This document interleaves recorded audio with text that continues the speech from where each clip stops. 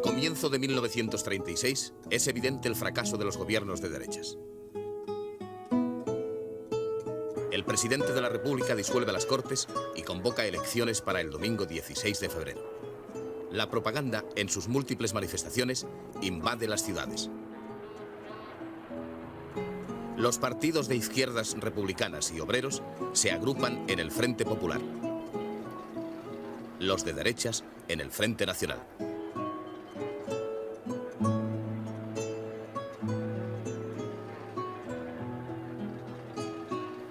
También existe un centro débil compuesto por varios partidos minoritarios.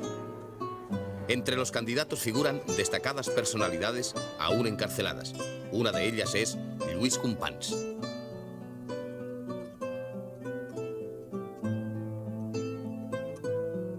Dolores Ibarruri, la pasionaria, figura en la candidatura por Oviedo del Frente Popular. Tras un mitin electoral, miembros de las Juventudes Comunistas, uniformados, recorren las calles ovetenses.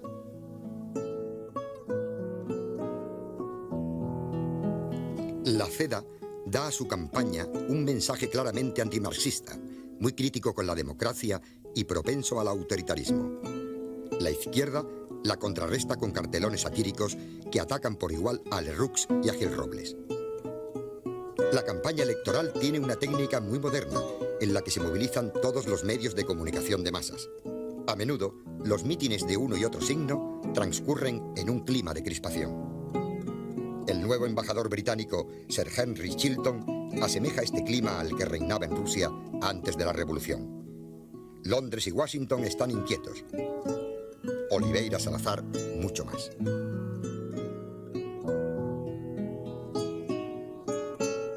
El 16 de febrero de 1936 se celebran los comicios.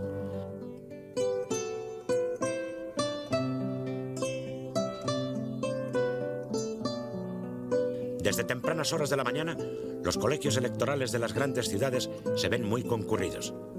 En Madrid, la jornada discurre sin apenas alteraciones, pero dado el carácter de la campaña previa, el ambiente es tenso e inquietante. En Cataluña, aunque la lucha entre el Front d'Esquerres y las derechas es tan aguda como en el resto de España, la campaña electoral se ha desarrollado con menor violencia. Esto supone un vuelco radical de la situación política. En las Cortes de 1933, las derechas contaban con 277 diputados, el centro con 144 y las izquierdas con 101. Los resultados son inequívocos. El Frente Popular tiene 257 diputados, la derecha 139, el centro 57. Como en 1933, la ley electoral ha primado a los partidos más votados. Sin embargo, en términos de sufragio, la situación será bien distinta. En tanto que 4.600.000 electores otorgan su confianza a los partidos triunfantes, a la coalición de izquierdas, 4,5 millones manifestarán su confianza a las opciones conservadoras y 500.000 a las centristas. Puestos a explicar este viraje con relación a las elecciones de 1933, la mayor parte de los estudiosos creen encontrar la causa de ello en la consigna de los dirigentes anarcosindicalistas de votar a sus afiliados, por cuanto un triunfo de las candidaturas de izquierda supondría una amnistía que a su vez implicaría la liberación de un gran número de sus militantes encarcelados a consecuencia de la sublevación de octubre de 1934.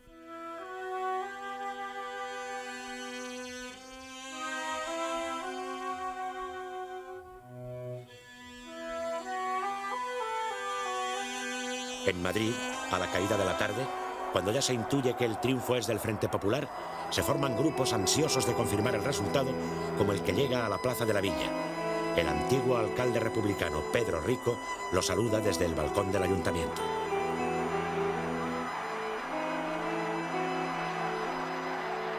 Manuel Azaña, cuyo liderazgo de las izquierdas nadie discute, es el gran vencedor de la jornada.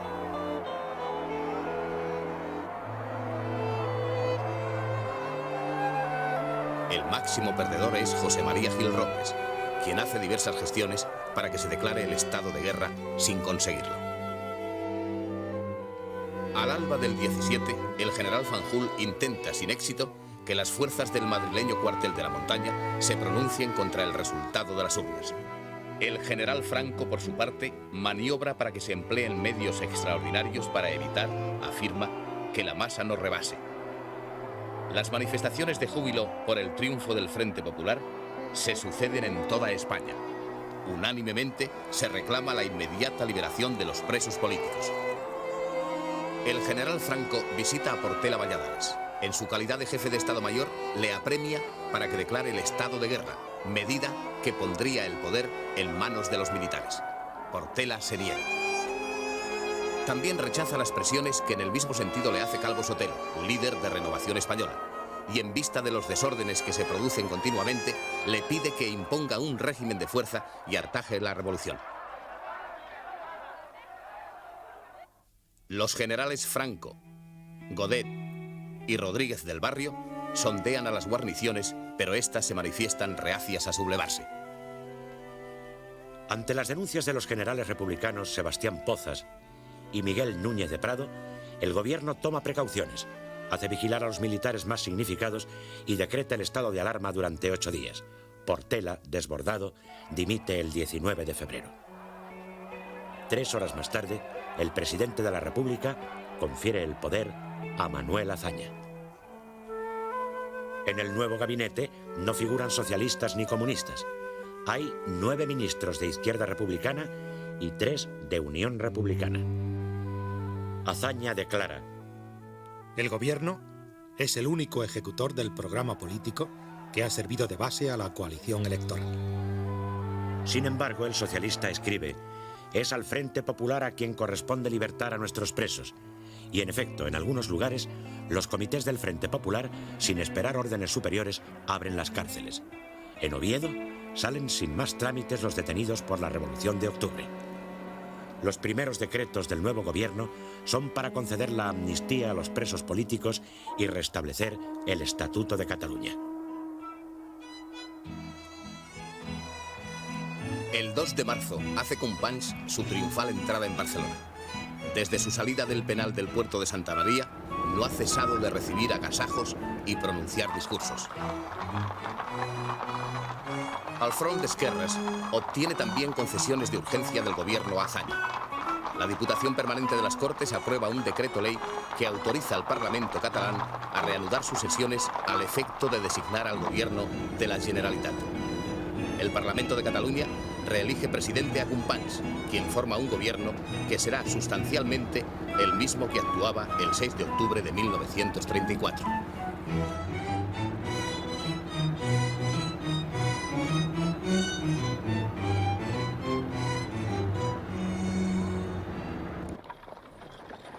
La escena internacional se encrespa.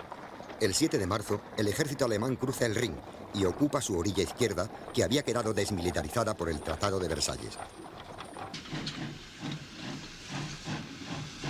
Es un desafío de Hitler a Francia. Horas después, ante un parlamento enardecido, el Führer proclama hipócritamente: no tenemos más reclamaciones territoriales en Europa. Alemania nunca romperá la paz.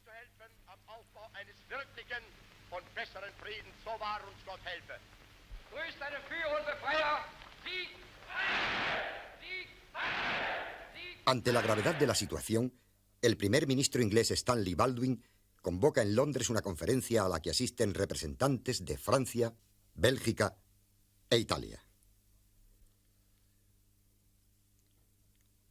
De esta reunión apenas si sale un vago acuerdo de protesta contra la agresión alemana, aunque Francia moviliza sus tropas, reforzando sus guarniciones en la frontera con Alemania.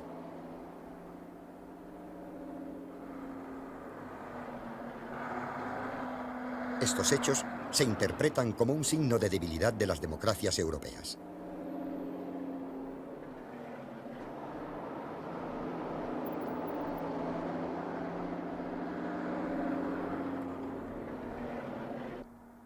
La prensa española satiriza los fracasos de la Sociedad de Naciones. Los diplomáticos norteamericanos en Madrid temen, mientras tanto, que el Kremlin acentúe su influencia en España. El triunfo del Frente Popular suscita grandes esperanzas en los campesinos. Los yunteros de Extremadura, expulsados en 1935 de las tierras que trabajaban en usufructo, son autorizados a explotarlas de nuevo. Pero los campesinos se impacientan y antes de que se cumplan los trámites legales, toman por la fuerza lo que la ley les promete. Sin esperar a más, 60.000 jornaleros ocupan 3.000 fincas en Extremadura. El gobierno legaliza las ocupaciones y adopta nuevas medidas que irritan y atemorizan a los propietarios y contribuyen a radicalizar su actitud frente a la República. Otra cuestión que aborda el gobierno Azaña, nada más tomar posesión, es la de combinar los mandos militares para situar en destinos secundarios a quienes no merecen su confianza. El 21 de febrero cesa a Franco como jefe del Estado Mayor y se le nombra comandante militar de Canarias. Al despedirse de Alcalá Zamora y de Azaña, les previene sobre el peligro de una revolución comunista.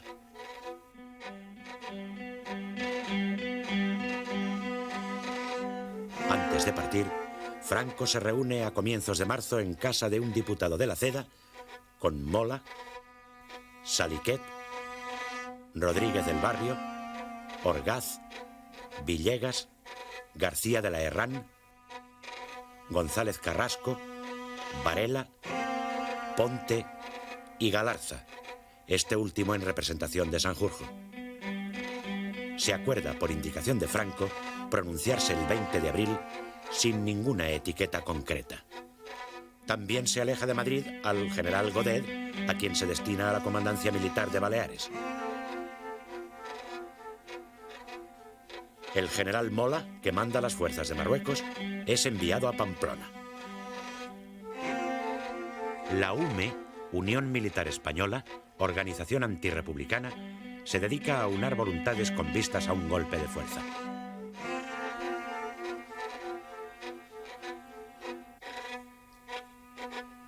Sin embargo, hay otros focos de conspiración. En Navarra, los carlistas han comenzado a recibir instrucción militar desde 1933. Incluso envían varias expediciones de jóvenes a Italia. Importan armas por Portugal y montan rudimentarias fábricas de granadas de mano. También improvisan modestos campos de entrenamiento e instrucción. Cuentan con las Margaritas, que confeccionan uniformes, banderas y guiones. Aunque de modo fragmentario, el gobierno va teniendo conocimiento de algunas de estas actividades. El ministro de la Guerra, general Carlos Masquelet, recibe informes de la Unión Militar Republicana Antifascista, organización privada de militares partidarios del Frente Popular. Otra preocupación del gobierno Azaña es el deterioro del orden público. Desde poco después de las elecciones se ha agravado la ola de pistolerismo callejero. El 12 de marzo, en una refriega con jóvenes socialistas, mueren un estudiante falangista y otro tradicionalista. Al día siguiente, grupos de izquierdas asaltan e incendian el diario La Nación, antiguo órgano oficioso del dictador Primo de Rivera. La misma suerte corre el diario Ideal de Granada, de línea marcadamente católica. No son los únicos incendios. En varias ciudades españolas arden cafés, teatros, escuelas, iglesias. Grupos derechistas, por su parte, atacan el domicilio de Largo Caballero y la casa de Eduardo Ortega y Gasset. El 13 de marzo, unos falangistas atentan en Madrid contra el catedrático de Derecho Penal y diputado socialista Luis Jiménez de Asúa, quien resulta ileso. Las balas hieren de muerte al policía de su escolta, Jesús Gisbert. Al entierro asisten numerosas personalidades republicanas.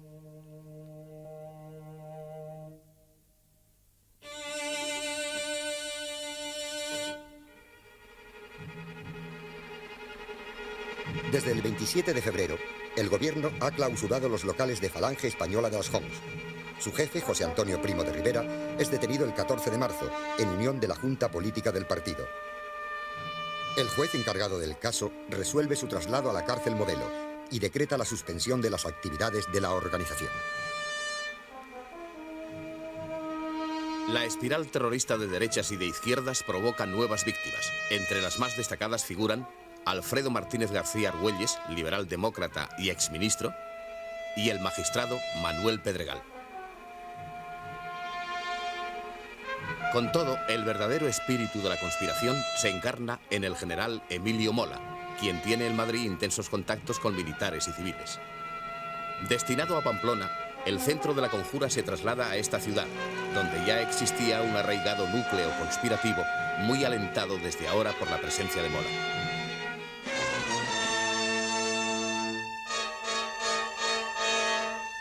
El general Juan García Gómez Caminero, tras una visita de inspección, sugiere al ministro de la Guerra la conveniencia de relevar al conspirador, pero este es mantenido en su puesto.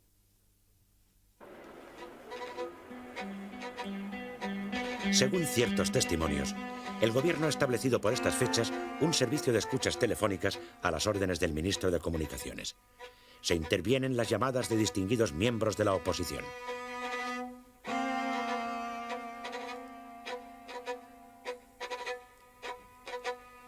Las noticias y rumores de golpe de Estado provocan un exaltado antimilitarismo en la prensa de izquierdas que coadyuva al clima de intranquilidad. El ministro de la Guerra desmiente los rumores de golpe y el 19 de marzo afirma en un comunicado que los militares se mantienen dentro de los límites de la más estricta disciplina. El 3 de abril, constituido ya formalmente el Congreso de los Diputados, se procede a la elección de su presidente. Obtiene el cargo Diego Martínez Barrio, republicano de raíces históricas y de orientación templada. El presidente de la República, Niceto Alcalá Zamora, quien ha intentado una política de centro, no ha satisfecho durante su mandato ni a las derechas ni a las izquierdas, y es criticado por ambos bandos por su excesivo personalismo. El propio Azaña no recata su desdén hacia el presidente. En este ambiente adverso a Alcalá Zamora, la minoría socialista promueve una acción orientada a sustituirle. Basándose en una interpretación discutible de la Constitución y con el apoyo de los partidos del Frente Popular más el del PNV, consigue que sea destituido. En la votación, las derechas se abstienen y abandonan el hemiciclo con el fin de que la responsabilidad recaiga exclusivamente en los promotores de la excepcional iniciativa, que triunfa por amplio margen. Es el 7 de abril de 1936. Corresponde asumir provisionalmente la presidencia de la República a Diego Martínez Barrio, por ostentar la de las Cortes. Una semana después de la destitución de Alcalá Zamora, se conmemora el 14 de abril con un desfile militar en el madrileño Paseo de la Castellana. En el curso de la parada, un grupo ultraderechista hace estallar unos petardos junto a la tribuna presidencial y da lugar a numerosos altercados seguidos de alborotos y disparos.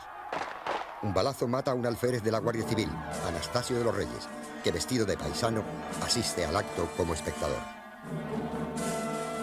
Estos sucesos tienen graves consecuencias al día siguiente. El entierro de la víctima es presidido por el general Pozas, inspector general de la Guardia Civil. Concurren muchos jefes y oficiales, pero también diputados de significación monárquica y de la CEDA, encabezados por Gil Robles. Quieren dar significación política al acto. Los falangistas obligan a muchos transeúntes a saludar brazo en alto al paso del féretro. Unos albañiles responden alzando el puño y vitoreando a la República. A continuación, se entabla un tiroteo.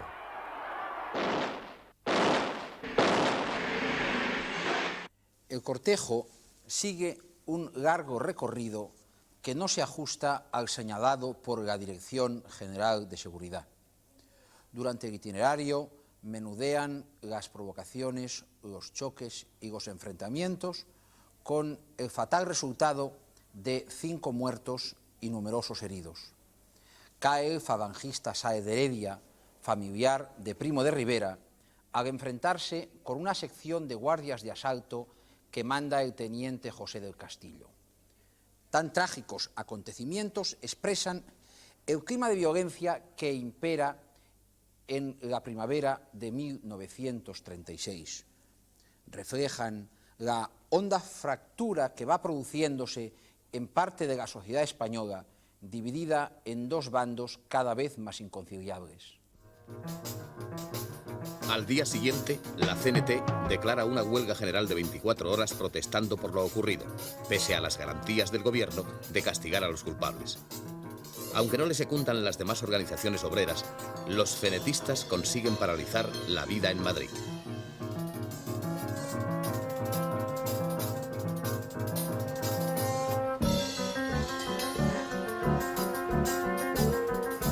Sin conexión con los incidentes madrileños, en Barcelona caen asesinados el 28 de abril los hermanos Badía, dirigentes del Estat catalán. Ha sido una represalia de la FAI por la dura campaña desplegada 2 años antes por Miguel Badía para acabar con el pistolerismo mientras fue responsable del orden público.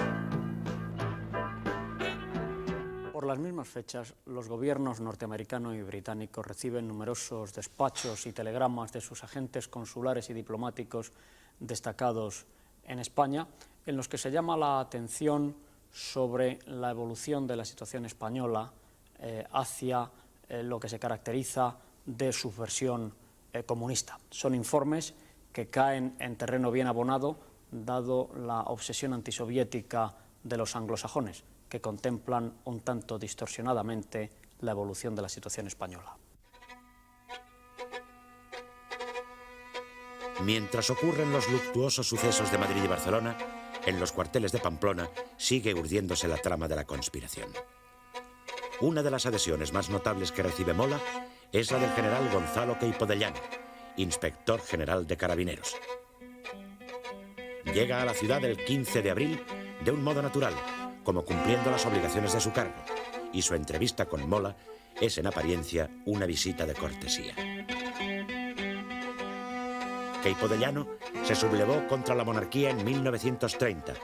Represaliado y pasado a la reserva, fue el primer capitán general de Madrid con la República. Consuegro de Alcalá Zamora, goza fama de republicano. Eso hace más significativa su alineación con los conjurados. Aunque Mola cautamente le niega estar dispuesto a sublevarse, toma buena nota de la favorable disposición de Queipo. Mientras tanto, Prieto y otros miembros del PSOE advierten a Masquelet y a Azaña de que la conspiración crece en los cuarteles e incluso apuntan una fecha probable del golpe, el 20 de abril. Es la misma señalada 2 meses atrás por los generales reunidos con Franco antes de marchar este a Canarias. Azaña aprovecha una intervención en el Congreso para advertir a los conspiradores. Sabemos lo que pasa en todas partes. Nosotros no hemos venido a presidir una guerra civil. Más bien, hemos venido con intención de evitarla. La intentona castrense no se produce. El 18 de abril, el general Rodríguez del Barrio, que preside la Junta de Generales Conspiradores, da contraorden. Al transcurrir la fecha indicada sin que nada ocurra, Azaña y el gobierno tienden a bajar la guardia, creyendo disipada la amenaza. El constante deterioro del orden público es aprovechado por los partidos de la derecha como arma política contra el gobierno. Gil Robles reclama más rigor y energía en la represión de tales alteraciones. Calvo Sotelo es más dramático. A partir del 16 de febrero, afirma, dijérase que se ha volcado sobre España un ventarrón de fuego y de furor. Lee una extensa lista de alteraciones de toda índole para impresionar a la Cámara y por añadidura a la opinión pública. Y dice que el gobierno continúa siendo desbordado por sus aliados de extrema izquierda. Respondiendo a ambos, Azaña enfatiza. Nadie puede pintar con bastante crudeza y vigor, no digo la contrariedad, la repugnancia del gobierno delante de ciertos hechos que se producen esporádicamente en España. Nadie puede dudar de los desvelos del gobierno por impedirlos o por reprimirlos.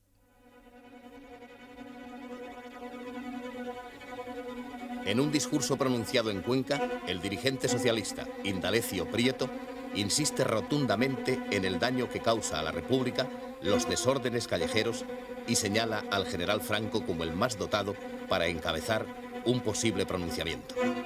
No justifica los desmanes, pero los explica como una consecuencia de la represión de octubre. Lúcidamente Prieto alerta. La convulsión revolucionaria, con un resultado u otro, la puede soportar un país. Lo que no puede soportar es la sangría constante del desorden público, sin finalidad inmediata. Lo que no soporta una nación es el desgaste de su poder público y de su propia vitalidad económica, manteniendo el desasosiego, la zozobra y la intranquilidad.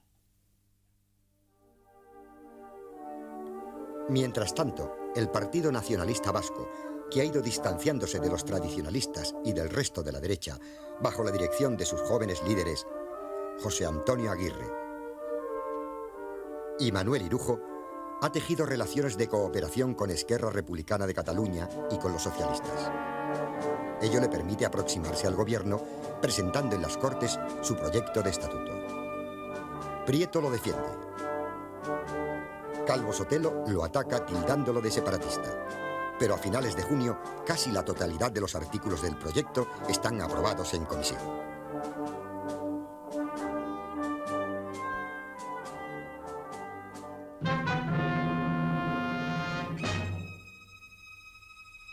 El 30 de abril comparece a juicio en la cárcel Modelo de Madrid José Antonio Primo de Rivera, encausado con otros dirigentes de Falange Española y de las JONS. El fiscal de la República les acusa del delito de asociación ilícita y pide la disolución del partido. No prosperan sus tesis y la sentencia es absolutoria.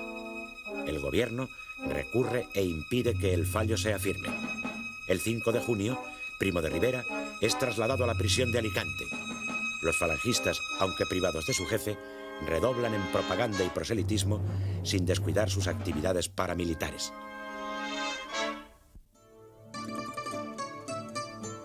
En la extrema izquierda, los anarcosindicalistas se reorganizan y unifican. El 1 de mayo inicia sus debates en Zaragoza el Congreso Extraordinario de la CNT. Sus delegados representan a casi 1 millar de sindicatos con más de 500.000 de afiliados. Las conclusiones son decididamente revolucionarias. Para que sea una realidad efectiva la revolución social, hay que destruir completamente el régimen político y social que regula la vida del país. La prensa anarquista repite la antigua y universal consigna de tierra y libertad. La CNT pretende anticiparse a los afanes revolucionarios de socialistas y comunistas. Santiago Carrillo, secretario de la Federación Nacional de Juventudes Socialistas, y Trifón Medrano, secretario general de la Juventud Comunista, gestionaron desde marzo la unificación de ambas, que adopta el nombre de Juventud Socialista Unificada. Sorpresivamente, la nueva organización se encuadra en la Internacional Juvenil Comunista. Su primer acto público estriba en participar en el desfile madrileño del 1 de mayo. Encabezan este desfile multitudinario Francisco Largo Caballero, cabeza visible del ala más radical del socialismo, el secretario general del Partido Comunista, José Díaz, y Santiago Carrillo. Es esta la primera movilización de masas que organizan los partidos y sindicatos obreros después del triunfo del Frente Popular y se ha convocado apelando a la unidad del proletariado. La respuesta de la multitud congregada hace ver que tal unidad parece un hecho. El líder que suscita mayor entusiasmo popular es Largo Caballero. La novedad de la jornada consiste en el desfile de las milicias socialistas que ya hicieron acto de presencia el 14 de abril, uniformadas y encuadradas.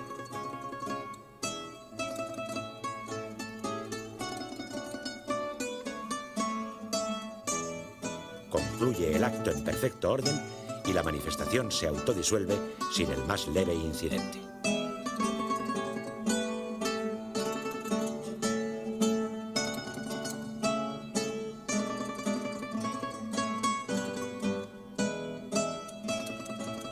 Tan gran demostración de masas causa honda desazón en los sectores más conservadores de la sociedad, ya de por sí muy conturbados por la actitud cotidiana de las organizaciones obreras. Los gritos, las consignas, la presencia de elementos armados y el nutrido gentío que se congrega en las calles es utilizado por la prensa y los sectores derechistas como anuncio de una revolución inminente. Los núcleos conspiradores tanto civiles como militares, aprovechan este clima creado tras la manifestación del 1 de mayo para dar un nuevo impulso a la conspiración. Sus sectores más extremistas piensan incluso en emprender inmediatas acciones de castigo. Una semana más tarde, el capitán de ingenieros Carlos Faraudo, instructor de las milicias socialistas, es asesinado por falangistas. En su entierro, el teniente coronel Julio Mangada, significado miembro de la Unión Militar Republicana y Antifascista, exige del gobierno más energía en la represión de las provocaciones fascistas y reaccionarias. En la primavera de 1936, muchos españoles de talante moderado viven angustiados al ver amenazada la paz social por el enfrentamiento de los intransigentes de todo signo. Observan con temor el deterioro del sistema político y van haciéndose receptivos a soluciones de fuerza que restablezcan el orden como principio esencial e irrenunciable de la convivencia.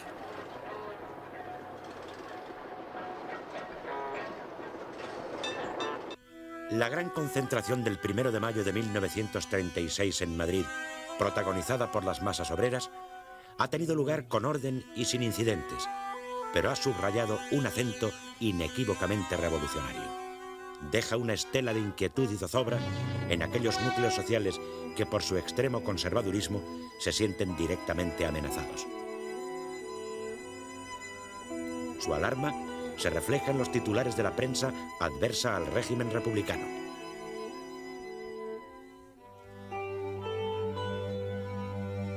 A su vez, los periódicos más izquierdistas califican el 1 de mayo de paso adelante, decisivo en el camino de la revolución. Los temores británicos y norteamericanos por la seguridad de sus inversiones en España se acrecientan. Ello da pie a los enemigos de la República para pregonar que ésta ha sido desbordada por su izquierda de modo irreversible y que es urgente atajar el peligro.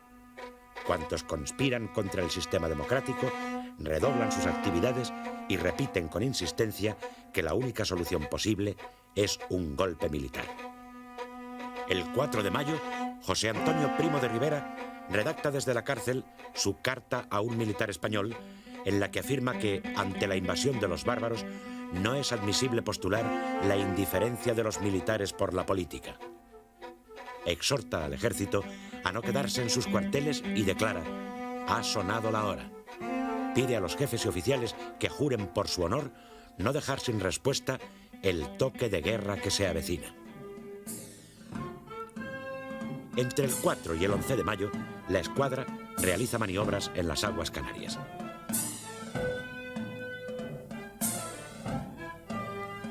Durante su estancia en Tenerife, el vicealmirante Francisco Javier de Salas habla con el general Franco sobre el movimiento que se prepara contra el gobierno y concierta, en términos generales, la colaboración de la Armada.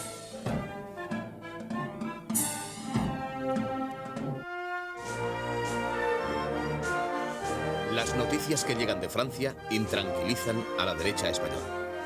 Las elecciones del 3 de mayo, al igual que las de febrero en España, enfrentan dos bandos antagónicos, fascismo y antifascismo.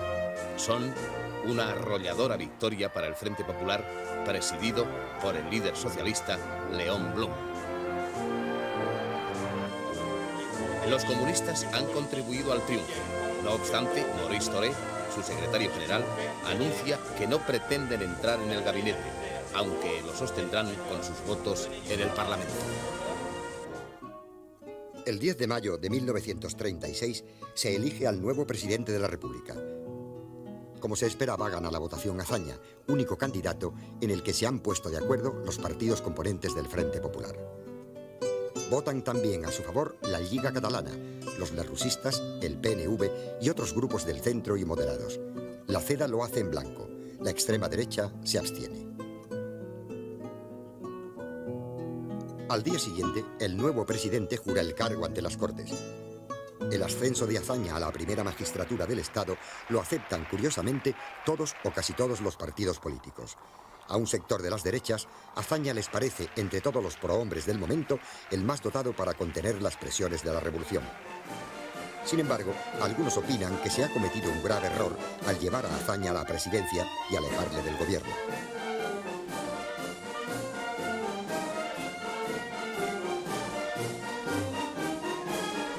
máximo dignatario de la República carece, en efecto, de facultades ejecutivas.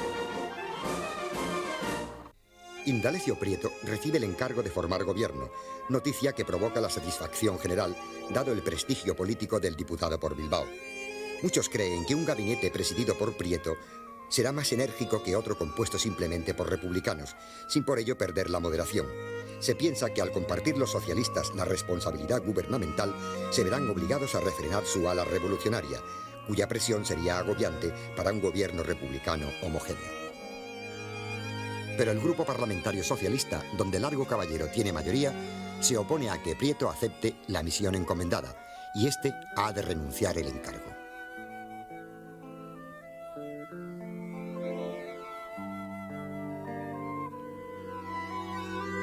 Es Santiago Casares Quiroga, correligionario de Azaña, quien forma gobierno exclusivamente con republicanos. En la Cámara contará con los votos de los demás partidos del Frente Popular, pero está a merced del apoyo de socialistas y comunistas.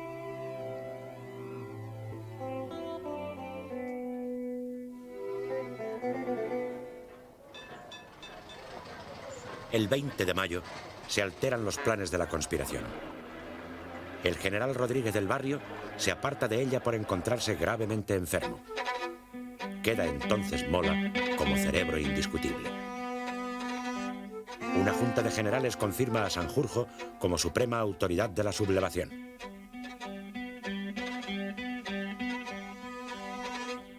El comandante militar de Pamplona recibe el refrendo de Sanjurjo. Desde entonces, Mola, que llevaba los hilos de la trama, ejercerá definitivamente el mando efectivo, pese a que entre los conjurados hay algunos de superior graduación. A partir de ese momento, se le conocerá como el director. El general Mola se entrevista con Queipo de Llano en la fonda Otamendi de Irurzun, cerca de Pamplona.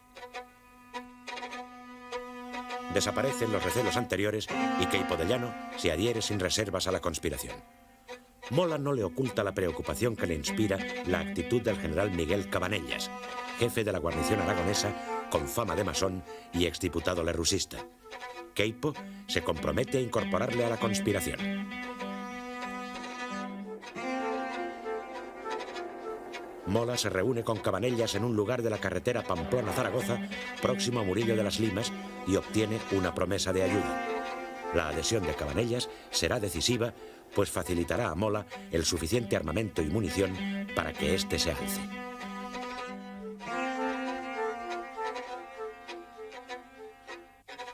Mola recibe una carta de José Antonio Primo de Rivera escrita en la prisión de Alicante. En ella le ofrece su colaboración y la de Falange en pleno, sin condiciones. Lecumberri. En un robledal próximo a la población, Mola se entrevista con el general Alfredo Quindelán, a quien pide su activa colaboración que obtiene en el acto. Quindelán, pionero de la aviación militar en España, goza de mucho prestigio entre los pilotos conservadores. En la misma jornada, Mola recibe en la comandancia a José Luis Zamanillo, delegado nacional de Requetés. Zamanillo le entrega una nota con las condiciones que la comunión tradicionalista fija para participar en el pronunciamiento. El general considera las exigencias demasiado radicales, por lo que no hay acuerdo. Tampoco se consigue este en su entrevista con Falconde, celebrada en el monasterio de Irache.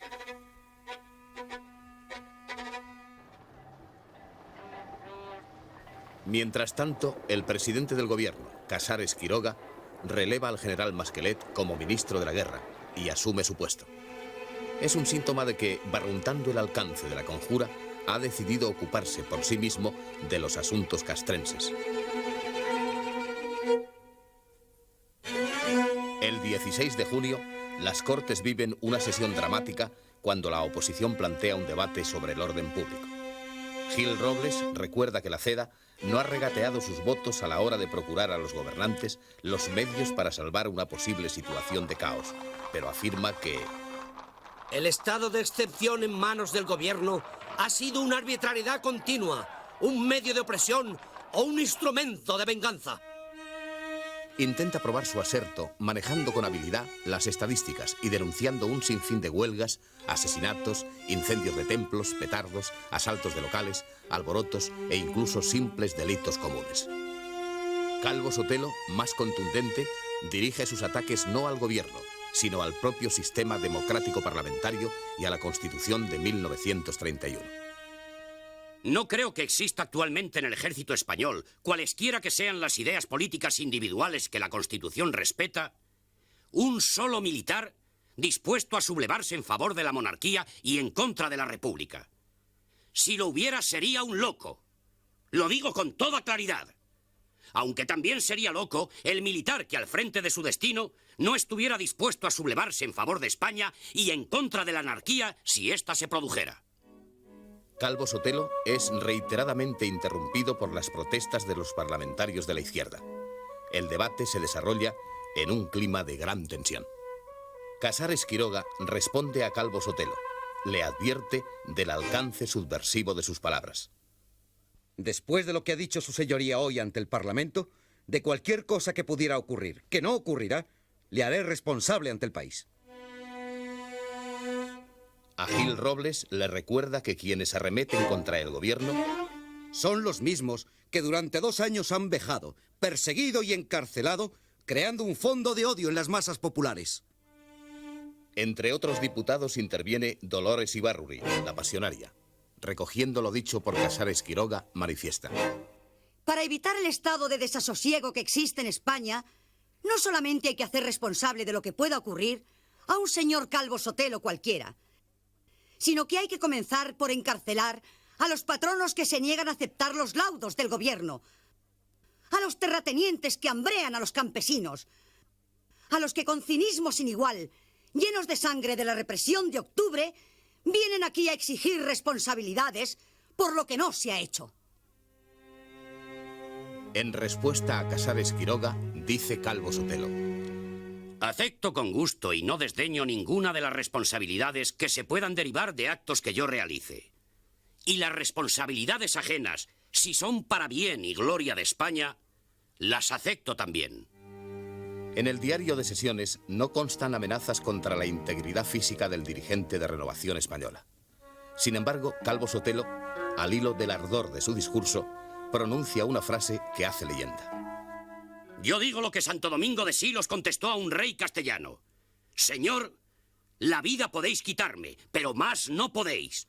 Y es preferible morir con gloria a vivir con vilipendio. A mediados de junio, Mola recibe un donativo misterioso y anónimo.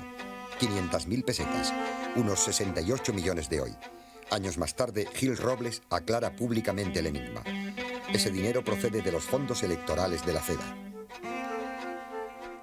A pesar de la adhesión a Mola, José Antonio Primo de Rivera duda de la sublevación militar que se prepara. Dirige una circular a los jefes de Falange Española, previniéndoles para que no se comprometan en confusos movimientos subversivos que se están desarrollando en diversas provincias de España, pues considera ofensivo para Falange que se le proponga participar como comparsa en un movimiento que no va a conducir a la implantación del Estado Nacional Sindicalista.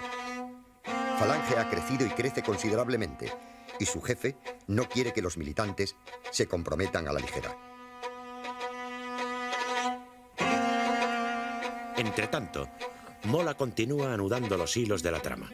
En Pamplona, en un piso de la avenida de Carlos III, número 20, se celebra otra reunión con Cabanellas en la que se analizan las posibles actitudes de los mandos de la Guardia Civil. Puerto de Miguelchu. Se entrevista de nuevo con Queipo. Le da las instrucciones que ha de seguir la Armada en Cartagena y Cádiz, así como las destinadas a las fuerzas navales de Marruecos. Mientras tanto, se reúne en Madrid la Junta de Generales para reestructurar los planes del pronunciamiento. Godet se sublevará en Barcelona y González Carrasco lo hará en Valencia.